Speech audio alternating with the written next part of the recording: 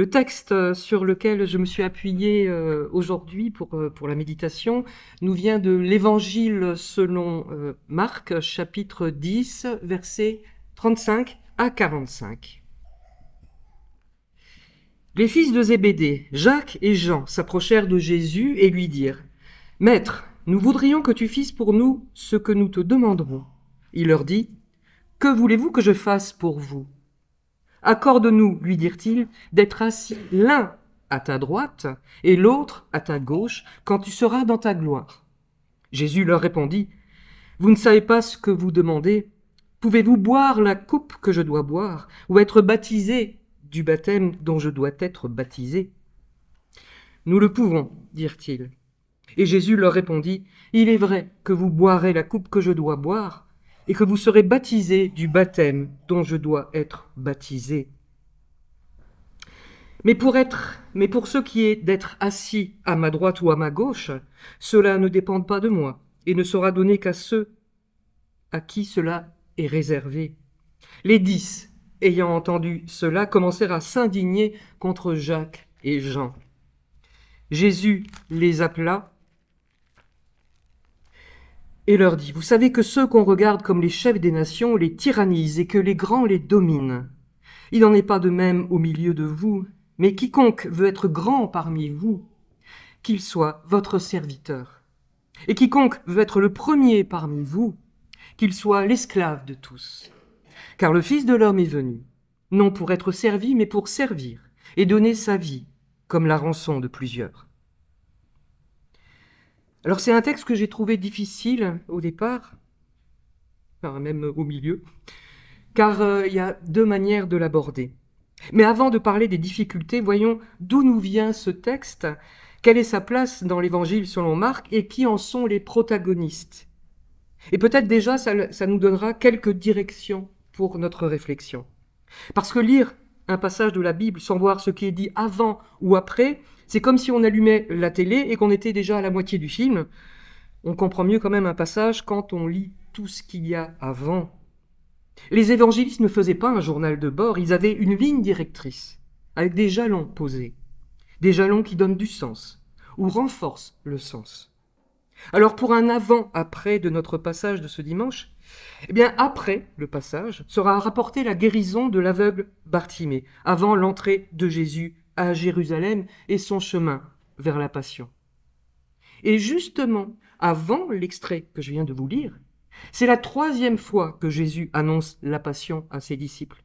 Et à chaque annonce, les mots sont plus précis, plus pressants. Et ici, nous lisons la description de ce que sera la Passion du Christ, faite de douleurs, d'humiliation, de coups. La première annonce dans l'Évangile selon Marc, eh bien, il y a mort, il y a résurrection, il y a de la souffrance, oui, mais elle n'est pas détaillée. C'est dans le chapitre 8, il commença à leur apprendre qu'il fallait que le Fils de l'homme souffrit beaucoup, qu'il fût rejeté par les anciens, qu'il fût mis à mort et qu'il ressuscita 3 jours après. Et Pierre, l'ayant pris à part, se mit à le reprendre. Mais Jésus se retourne et, regardant ses disciples, réprimande Pierre en disant « Arrière de moi, Satan !» Alors, à chaque annonce, d'ailleurs, il est intéressant d'interroger la réaction des disciples. Ici, c'est Pierre qui reprend Jésus, et Jésus qui le compare à Satan. « Arrière de moi, Satan !»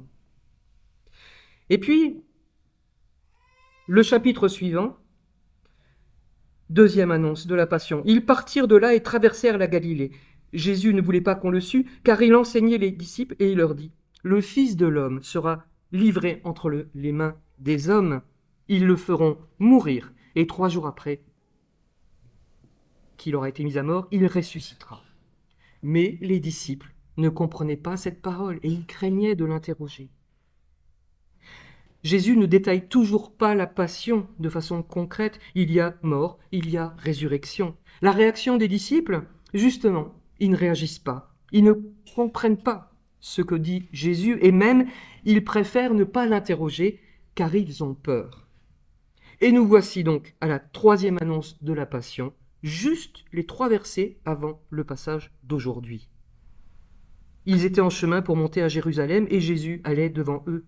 Les disciples étaient troublés et le suivaient avec crainte. Et donc, Jésus leur explique, « Voilà, nous montons à Jérusalem, et le Fils de l'homme sera livré aux principaux sacrificateurs et aux scribes. Ils le condamneront à mort, ils le livreront aux païens, qui se moqueront de lui, cracheront sur lui, le battront de verge, et le feront mourir. Et 3 jours après, il ressuscitera. » Jésus décrit vraiment concrètement ce que sera sa passion. Il y aura beaucoup de souffrances, mais bien plus encore.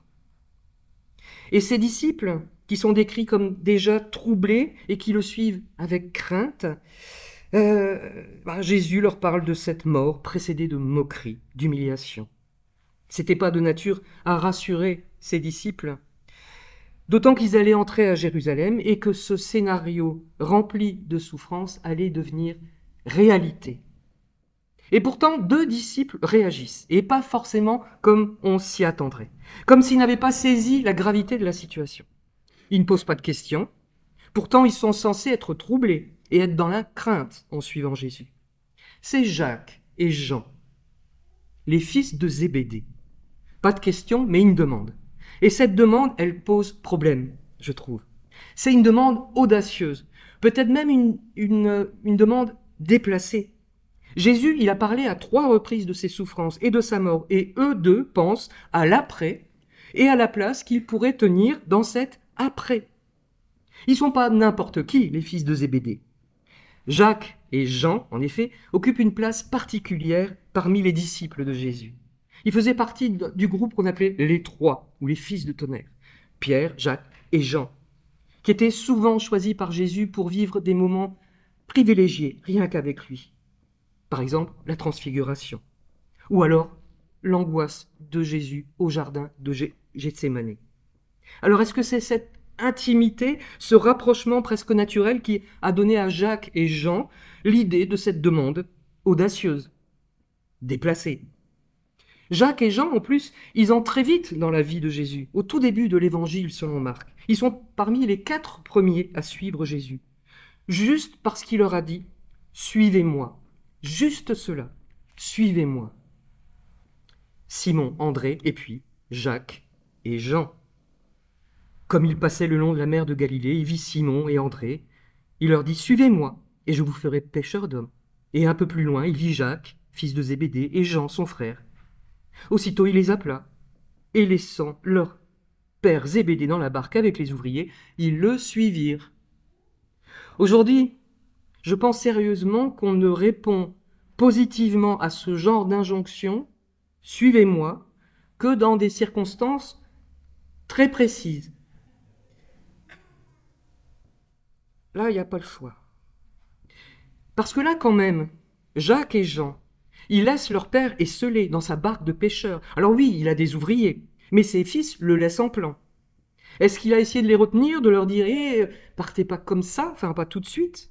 Oui, les fils de Zébédée, c'est pas n'importe qui. Et leur demande, c'est cette demande-là qui m'a posé difficulté pour cette méditation. Parce que Jésus leur fera une demande à Jacques et Jean et Pierre au moment quand le supplice approchait à Jérusalem. Et quand il leur a fait cette demande, eh bien, Jacques et Jean et Pierre, ils étaient aux abonnés absents. C'était à Gethsémani. Là-dessus, Jésus alla avec eux dans un lieu appelé Gethsémani. Il dit aux disciples, « Asseyez-vous ici pendant que je m'éloignerai pour prier. » Il prit avec lui Pierre et les 2 fils de Zébédée. Et il commença à éprouver de la tristesse et des angoisses. Il leur dit alors, « Mon âme est triste jusqu'à la mort. Restez ici et veillez avec moi. » Et vous savez bien que il prie, un peu plus loin, il revient, ils sont endormis. Il repart sur le côté, il revient, ils sont toujours endormis. Donc, les 3 aux abonnés absents. Alors nous avons Jacques et Jean qui font cette demande spéciale, audacieuse, presque déplacée à Jésus, alors qu'ils ne sont pas bons eux-mêmes dans les pires moments. Ils s'endorment. Et notez quand même que Jésus ne leur a pas demandé de prier pour lui, mais de rester et de veiller avec lui. Ça peut nous interroger sur notre approche de la souffrance d'autrui. Prier pour lui ou veiller, ça veut dire être présent. Je vous l'accorde, c'est plus difficile, cela demande plus d'investissement, La prière pour, c'est peut-être pas grand-chose si je suis aux côtés de celui qui souffre, si je ne suis pas aux côtés de celui qui souffre, par le téléphone, par un mail, une carte, une lettre, une présence. Il y a 1000 manières d'être aux côtés d'eux. Alors c'est vrai, Jacques et Jean, ils n'ont pas été très bons pour veiller, mais là, ils ont une demande, et cette demande, vraiment, elle est, pour ainsi dire, égoïste. C'est ce que pensent d'ailleurs les 10 autres disciples. Ayant entendu cela, ils commencèrent à s'indigner contre Jacques et Jean. Mais bon, franchement, on peut quand même douter de la sincérité de l'indignation des 10 autres. Peut-être se disent-ils, mince alors, pourquoi j'y ai pas pensé avant? Alors, il y a 2 manières d'aborder cette demande, et j'ai pas réussi à choisir. Jacques et Jean demandent à Jésus d'occuper des positions d'autorité dans son royaume, comme s'ils étaient motivés par l'ambition et le désir de grandeur. Car être à la droite ou à la gauche d'un trône, cela signifie qu'on occupe des places d'honneur. Un peu comme si Jacques et Jean se définissaient comme les lieutenants de Jésus. Oui, si le règne, la gloire, le trône sont terrestres, avec une logique terrestre. Dans une entreprise, aujourd'hui comme hier, quand on est le bras droit du patron, c'est qu'on est à la bonne place, et aussi qu'on a une bonne place. Alors notez que pour la gauche, il n'y a pas d'équivalent. On n'est jamais le bras gauche de quelqu'un. Ça sert juste à dire, lui, il a 2 mains gauches. Ça n'a rien à voir. Et en même temps, être à la droite et à gauche aussi, c'est la place des 2 brigands crucifiés en même temps que Jésus. C'est un bouleversement de valeurs. Non, la droite et la gauche ne sont pas des places réservées pour les grands, les lieutenants, les ministres. On n'est pas dans une logique terrestre. On n'est pas dans un règne, une gloire terrestre. Jésus le rappelle avec douceur à Jacques et Jean. Il leur explique qu'il ne lui appartient pas à lui de donner ses places. Cela ne dépend pas de moi. Et quand on se penche sur le texte grec, on découvre une pépite. Nous lisons dans nos traductions françaises « Accorde-nous, lui dirent-ils, d'être assis l'un à ta droite et l'autre à ta gauche. » Et le texte grec, il dit très exactement ceci. « Accorde-nous d'être assis l'un à tes droites et l'un à tes gauches. » C'est au pluriel.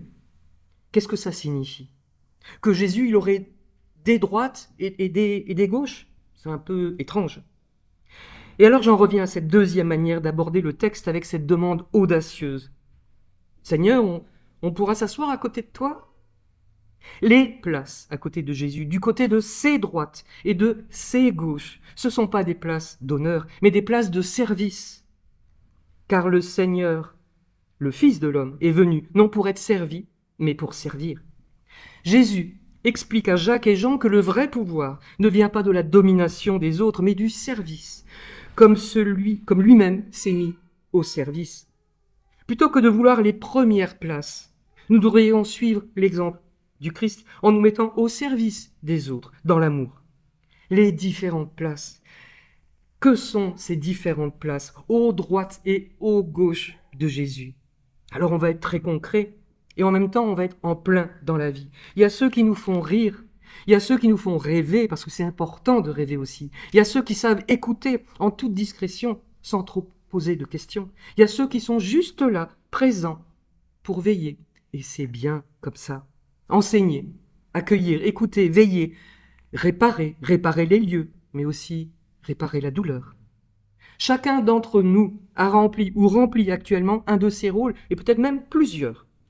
L'Église, notre Église, ça n'est pas que le culte et une prédication. C'est important d'avoir une Église bien entretenue, accueillante, fleurie. Le culte, lui, il vient comme la dernière touche à un tableau collectif. Je devrais même plutôt dire un tableau communautaire. Les places que nous occupons pour rendre l'Église possible, ces places, elles se combinent entre elles, comme les couleurs d'un tableau. Jamais une l'une sans l'autre.